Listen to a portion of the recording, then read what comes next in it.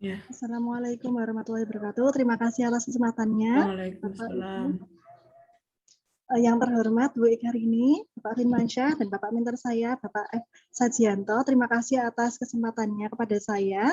Alhamdulillah pada kesempatan kali ini saya akan menyeminarkan tentang peningkatan kemampuan membaca peserta didik melalui media game membaca berbasis Android pada peserta didik di kelas 2 SD Negeri Gunung Agung. Nah, berikut langsung saya paparkan pada bab 3-nya, yaitu pada rencana kegiatan. Sebelum saya membicarakan tentang rencana kegiatan, saya ingin menyampaikan mengapa saya mengambil peserta ini melalui peningkatan kemampuan membaca. Nah, karena dari siswa saya sendiri, Bu. Yes. Saya kira langsung saja Mbak Jayatri, ini Pak Mentor juga sudah dilapori toh, dan Pak Penguji juga sudah ada kertas kerjanya. Langsung saja kegiatannya apa saja gitu. Ibu. Yang pertama, saya besok akan mengkomunikasikan rencana kegiatan saya, rencana kegiatan aktualisasi saya kepada Bapak Kepala Sekolah, yaitu Bapak Sujianto. Yang pertama yaitu membuat jadwal pertemuan dengan Bapak Kepala Sekolah. Selanjutnya saya menyampaikan maksud dan tujuan. Selanjutnya meminta saran kepada Bapak Sujianto, dan yang selanjutnya adalah permohonan persetujuan pelaksanaan aktualisasi. Selanjutnya, untuk outputnya yaitu jadwal, tersampaikannya maksud, catatan saran, dan permohonan persetujuan pelaksanaan aktualisasi. Selanjutnya, saya akan membuat RPP, Ibu, Bapak. Nah, untuk tahap pembuatan RPP ini, saya akan menganalisis SKKD-nya dan materi yang akan saya ajarkan.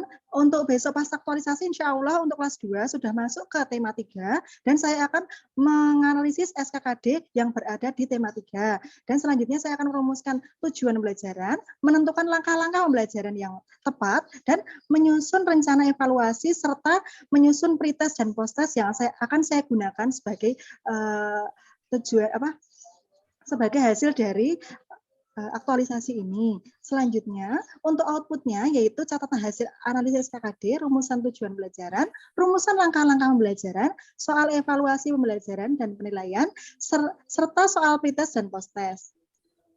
Setelah itu, saya mendesain dan membuat media game membaca yang berbasis Android, yaitu yang pertama, yaitu mencari referensi desain game membaca di internet, dan dari buku-buku, Bu, seperti ini. Nah, selanjutnya, membuat draft pembuatan media game membaca menggunakan aplikasi Unity sesuai dengan buku yang saya baca. Selanjutnya, konsultasi kepada mentor terkait draft pembuatan game membaca. Selanjutnya adalah terkait finalisasi media game membaca. Dengan output atau hasilnya yaitu mendapatkan referensi berupa desain game membaca. Selanjutnya, draft pembuatan game membaca menggunakan media Unity, dan catatan kritik dan saran dari mentor, dan bisa berupa produk akhir media game membaca.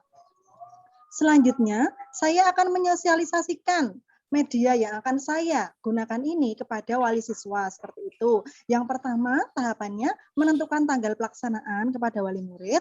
Yang kedua, pemberitahuan pelaksanaan sosialisasi melalui media WA. Yang dan terakhir, melakukan sosialisasi terkait pemanfaatan dan penggunaan media pembelajaran ini.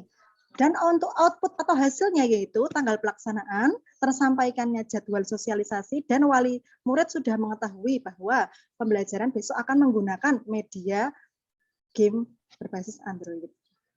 Selanjutnya, untuk pelaksanaan kegiatan pembelajaran menggunakan media game membaca untuk meningkatkan kemampuan membaca.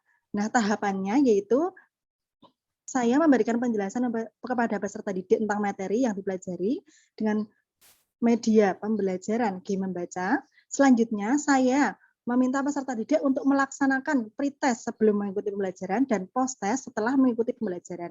Selanjutnya, guru melakukan pembelajaran daring dengan menggunakan media pembelajaran game membaca berbasis Android. Dengan outputnya yaitu peserta didik memahami materi yang akan dipelajari. Selanjutnya, mereka tahu akan harus pretest dan juga posttest dan tersampaikannya materi pembelajaran. Selanjutnya, untuk kegiatan yang keenam adalah evaluasi dan refleksi kegiatan. Untuk evaluasi dan refleksi, yaitu mereka berdasarkan hasil belajar peserta didik, mereka hasil pretest dan posttest, koordinasi dengan mentor terkait hasil analisis pelaksanaan kegiatan pembelajaran, dan merangkum hasil evaluasi dan koordinasi dengan hasilnya, yaitu rekap data hasil belajar, rekap data hasil pretest dan posttest, catatan analisis pelaksanaan kegiatan pembelajaran, dan rangkuman hasil evaluasi dan koordinasi. Dan untuk yang terakhir adalah pembuatan laporan pelaksanaan kegiatan aktualisasi dengan tahapan kegiatannya, yaitu 1. Mengumpulkan data-data dan bukti pendukung, 2. Melakukan konsultasi dengan Bapak Kepala Sekolah terkait hasil kegiatan aktualisasi dan penyusunan laporan, dan yang terakhir menyusun hasil kegiatan dalam bentuk laporan aktualisasi dengan hasilnya, yaitu kumpulan data bukti pendukung, catatan hasil konsultasi, dan laporan kegiatan aktualisasi. Berikut matriks berikut kegiatan atau jadwal yang akan saya laksanakan, yaitu yang terutama yang pertama kali adalah mengkomunikasikan runtutan kegiatan rencana aktualisasi kepada Bapak Sajianto. Insya Allah akan saya laksanakan besok tanggal 22, pesan dari Bu Rurin seperti itu mulai tanggal 22. Dan untuk selanjutnya, untuk membuat RPP-nya selama 1 minggu mulai dari slideshow Mbak, slideshow Mbak yang nggih Bapak, siap. jadwal ini slideshow coba. Slideshow nggih.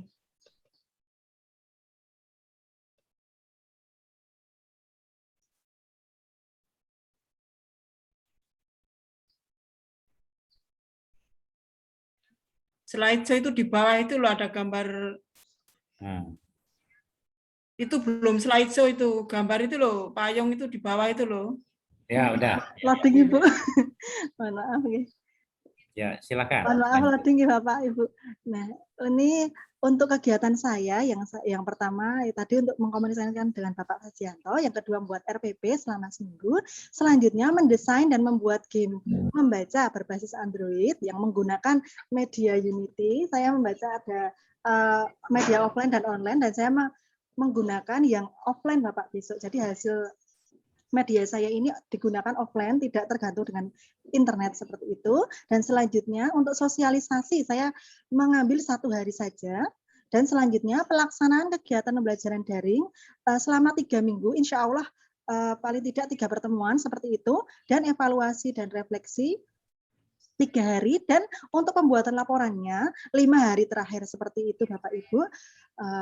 Kalau untuk bukti kegiatannya, yaitu yang untuk pertama foto catatan kegiatan ada produk RPP, foto progres pembuatan media game, screenshot chat WhatsApp kegiatan sosialisasi, screenshot chat WA kegiatan pembelajaran, foto hasil pretest dan posttest, rekaman pembacaan.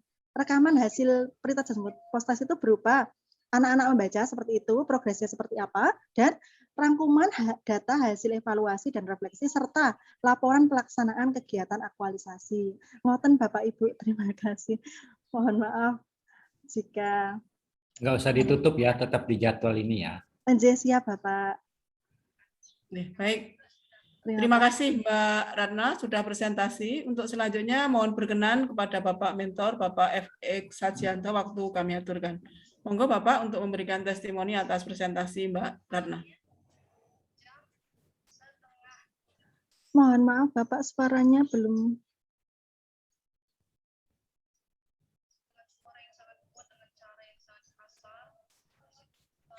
Ya, terima kasih atas waktu yang diberikan pada saya selaku mentor dari Ibu Ratna Jayatri Utami. Yang terhormat Ibu Eka Rini Nurhayati selaku pembimbing, Bapak R. Firmansyah selaku penguji pada hari ini, dan Ibu Ratna Jayatri Utami yang berbahagia. Assalamualaikum warahmatullahi wabarakatuh. Waalaikumsalam. Pertama-tama, marilah kita panjatkan puji syukur kepada Allah Subhanahu wa Ta'ala karena pada hari ini kita bisa melaksanakan kegiatan seminar dengan lancar. Sebagai syarat untuk pengangkatan CPNS di sekolah kami, yaitu di SD Gunung Agung. Pertama-tama kami sampaikan bahwa benar Ibu Ratna sudah melakukan konsultasi kepada saya, mengajukan aktualisasi, rancangan aktualisasi yang terkait dengan membaca anak, ya, anak-anak dalam hal membaca di kelas 2 SD Gunung Agung.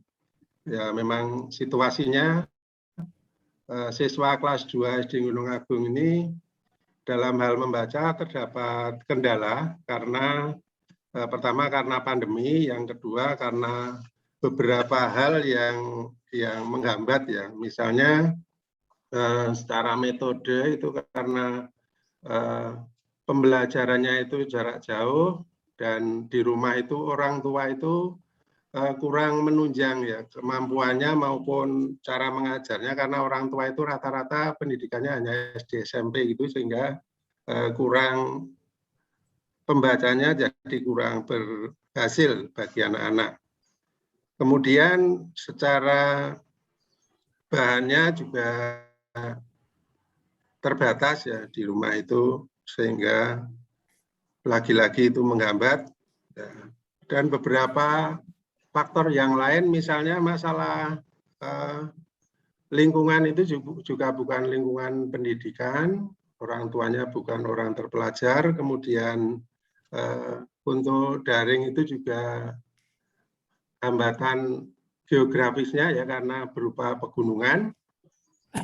Lingkungan kami itu di pegunungan Meroe, perbatasan antara Purworejo dengan Kulon Progo, sehingga ketika Bu Ratna mengajukan peningkatan membaca dalam aktualisasi ini, saya sangat mendukung, dan terlebih lagi yang diambil itu menggunakan game, ya, dan tidak tergantung pada penggunaan internet, karena di tempat kami untuk jaringan internet sebenarnya ada, namun demikian tidak bisa menjangkau seluruh siswa, ya. Jadi saya menganggap ini sangat tepat untuk meningkatkan kemampuan membaca siswa, khususnya di kelas 2 di SD Gunung Agung ini.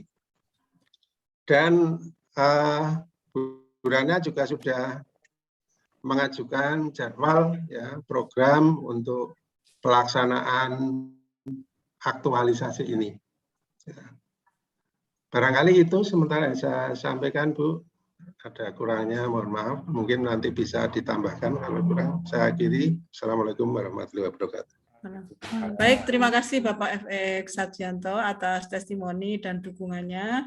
Mohon terus bimbingannya pada Mbak Ratna. Untuk selanjutnya, waktu kami aturkan pada Bapak narasumber sekaligus evaluator, Bapak Dr. Andes R. Firmansyah, waktu kami aturkan. Monggo, Pak. Baik, terima kasih Bu Ekor ini. Salam kenal Pak Mentor, Pak Sianto. Untuk Saudara Ratna, ya. Tadi saya banyak mendengar terkait dengan bagaimana sosialisasi kepada para wali siswa tertentu. Ini maksudnya gimana? Jadi Bapak, untuk sosialisasi itu saya menggunakan chat WhatsApp, Bapak. Untuk WhatsApp bisa langsung wali siswa tertentu maksudnya dibatasi apa sesuai dengan kebutuhan yang ada? Tidak ada tertentunya, Bapak. Mohon maaf, wali siswa kelas coba nanti Anda buka rekod Anda, rekaman Anda buka, ya. Oh, okay. Maksud saya tidak tertentu, Bapak. Mohon maaf. Ya, nanti Anda buka rekodnya, Anda dengarkan lagi suara Anda. Ya. Oke. Siap. Baik, yang kedua, tadi Anda banyak bicara mengenai pretest, posttest. Di mana ya posisinya di kegiatan dari 1 sampai 6? Di kegiatan kelima, Bapak. Di mana tuh? Pada pelaksanaan pembelajaran daring. Coba Anda baca kegiatan 5. Anjir. Pelaksanaan kegiatan pembelajaran daring dengan menggunakan media pembelajaran game membaca berbasis Android untuk meningkatkan kemampuan membaca. Di sini hasil buktinya adalah screenshot WA. Enggak ada kalimat kata-kata pretest, ada di mana? Hasilnya, Bapak, di hasilnya. Enggak, Anda melakukan pretest itu di kegiatan mana? Saya bilang enggak ada kalimat. Oh, jadi saya tambahkan besok, Bapak. Nah, jadi kalau Anda mau melakukan kegiatan, kan tadi Anda bicara pretest, posttest. Nah, kalau Anda mau melakukan pretest itu di kegiatan mana? Di sini dicantumkan. Kegiatan mana Anda melakukan pretest di mana? Kalau untuk pretest sebelum pembelajaran, kalau untuk Ya, proses di mana? selesai. Posisinya di mana Anda mau melakukannya nanti? Di mana? Jadi setelah Di nomor berapa? setelah sosialisasi Bapak, saya pretest dulu. Ya, di mana? Kegiatan mana di sini nanti Anda cantumkan ini? Coba Anda lihat kegiatan mana, di mana? Nomor 2 kah, nomor 3 kah? Setelah nomor 4 Bapak, jadi nomor 5. Jadi nomor 5 itu karena include ya Pak, maksud saya itu soalnya include di dalam pembelajaran, seperti itu pretest proses. Begini ya, kalau kita mau mempretest itu sebelum pembelajaran, diukur tingkat kemampuan siswa dan pemahamannya itu di mana. Kemudian setelah Anda berikan metode seperti ini, baru Anda post test, oh rupa-rupanya meningkat. Sebelum diberikan materi, posisinya nilainya sekian. Setelah saya berikan materi ini, setelah Anda post test, berarti meningkat. Itu cara mengukurnya. Berapa soal pretestnya? Karena ini kemampuan membaca Bapak, jadi sebelum anak melakukan pembelajaran itu saya cek dulu kemampuan membacanya. Langsung soalnya berapa pretestnya? Soal pretest itu berapa? 1 Bapak.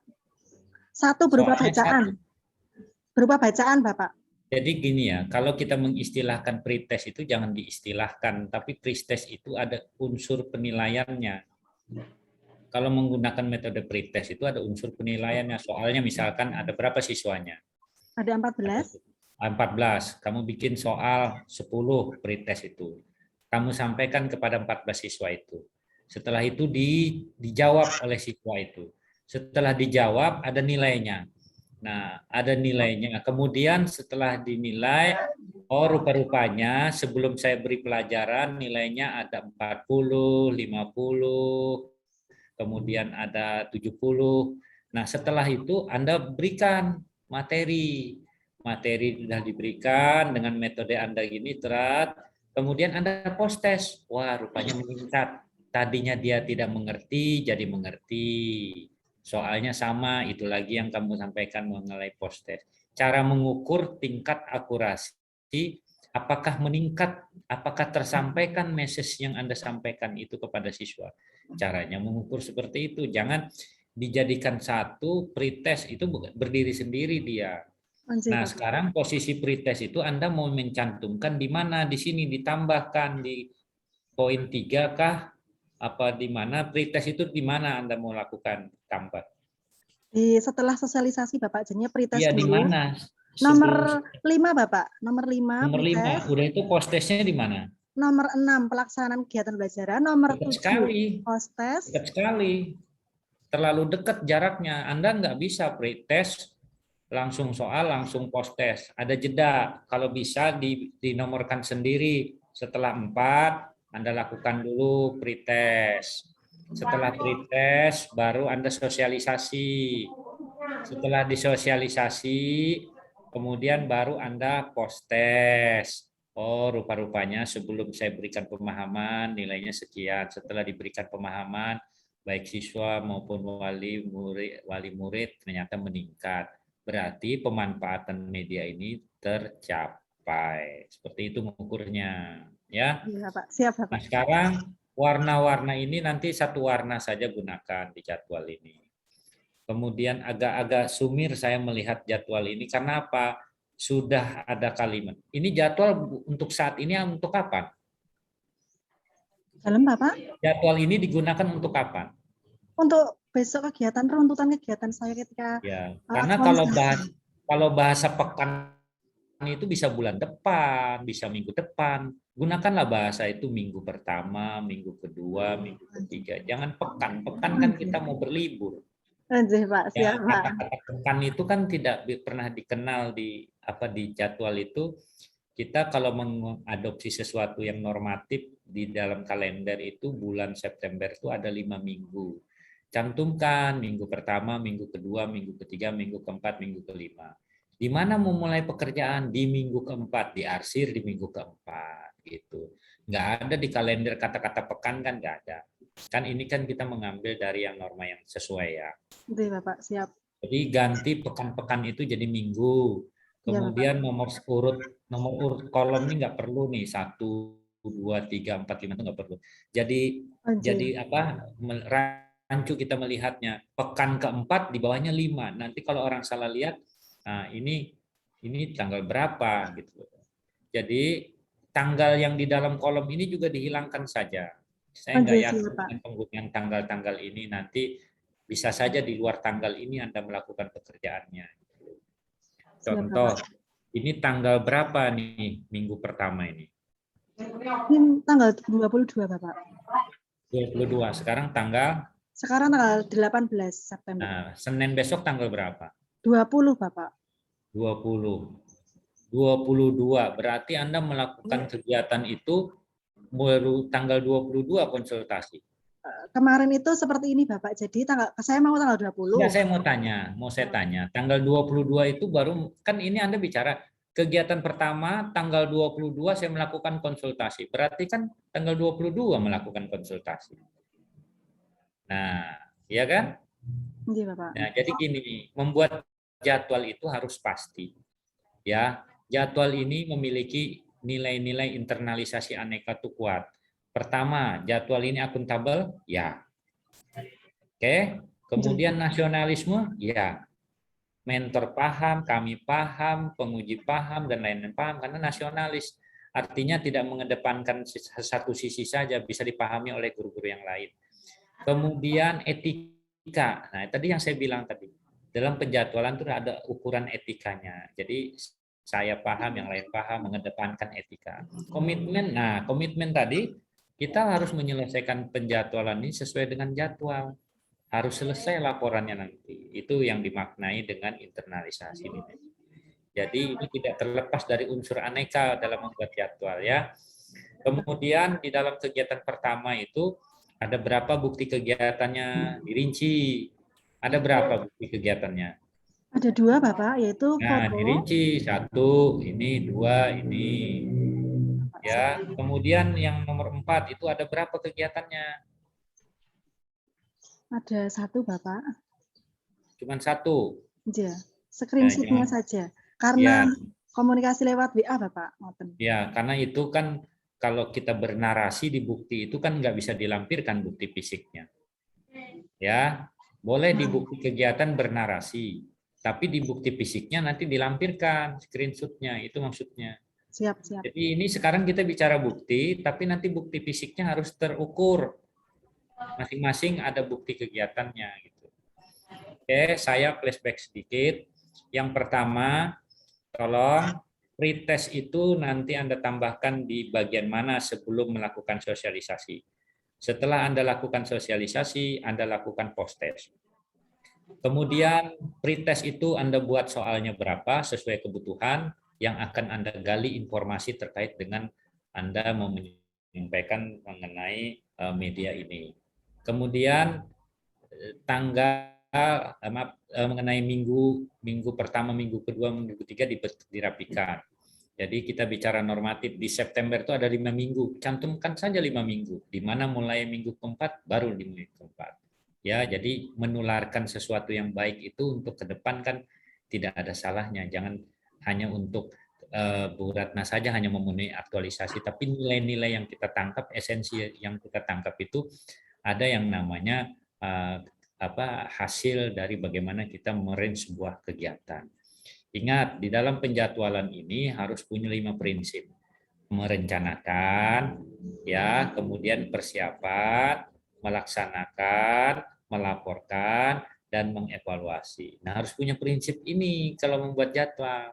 Merencanakan dulu apa yang mau digagas, kemudian mempersiapkan kebutuhannya apa, ya. Kemudian melaksanakan, jalan nih, running, kemudian laporkan.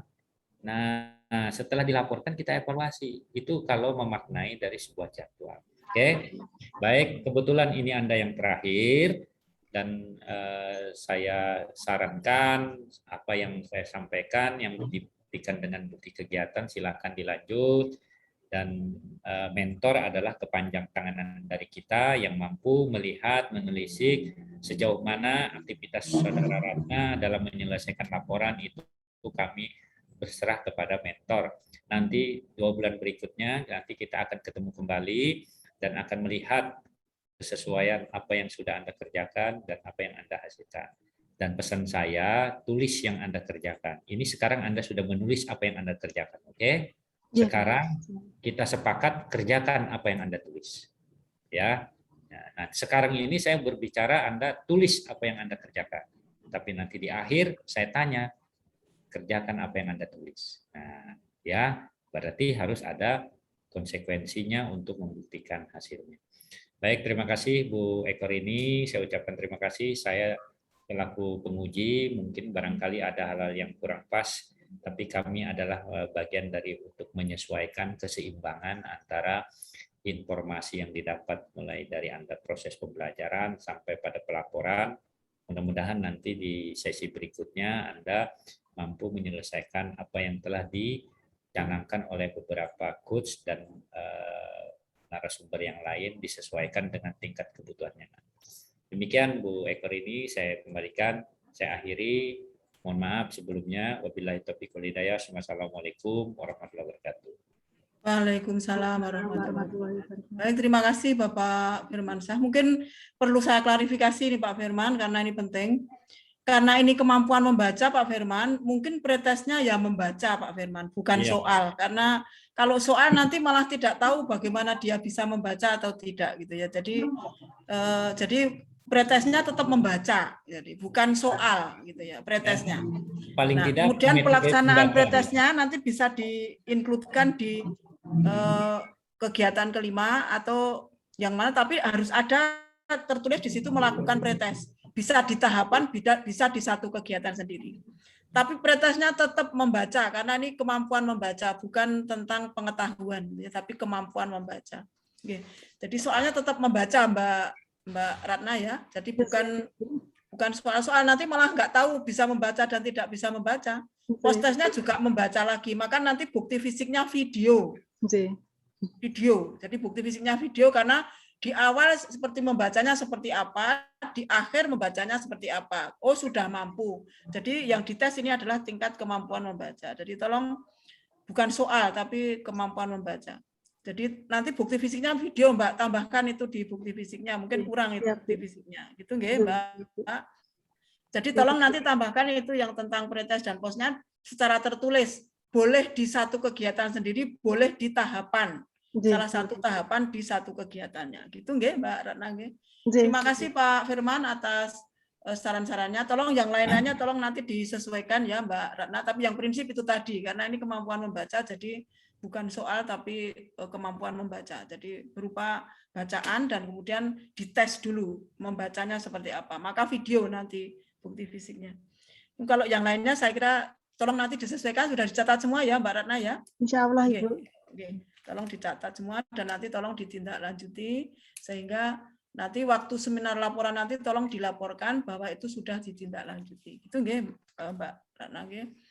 Baik, terima kasih sekali lagi Bapak narasumber sekaligus evaluator, dan terima kasih juga pada Bapak FX Sarjianto. Mohon bimbingannya pada Mbak Ratna nanti ketika aktualisasi agar bisa berjalan dengan lancar.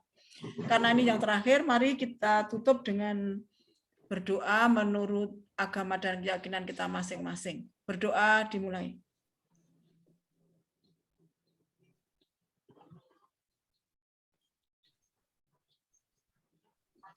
Terima kasih. Kemudian saya sebagai moderator, kalau ada kata-kata yang kurang berkenan, saya mohon maaf. Kita akhiri pertemuan siang ini. Selamat siang. Assalamualaikum warahmatullahi wabarakatuh. Waalaikumsalam warahmatullahi wabarakatuh. Terima kasih Bu Ekorini. Bisa ditutup. Pak Sarjianto, terima kasih. Pak Firman, terima kasih. Terima kasih Bu Ekorini, terima kasih Pak Mentor. Saya stop share ya Pak Ibu. Boleh living Pak Mentor, terima kasih atas ini Bapak narasumber, terima kasih, dan kita akhiri. Selamat siang. Monggo. Terima kasih Bu ya. Saya sama-sama. Terima kasih semuanya.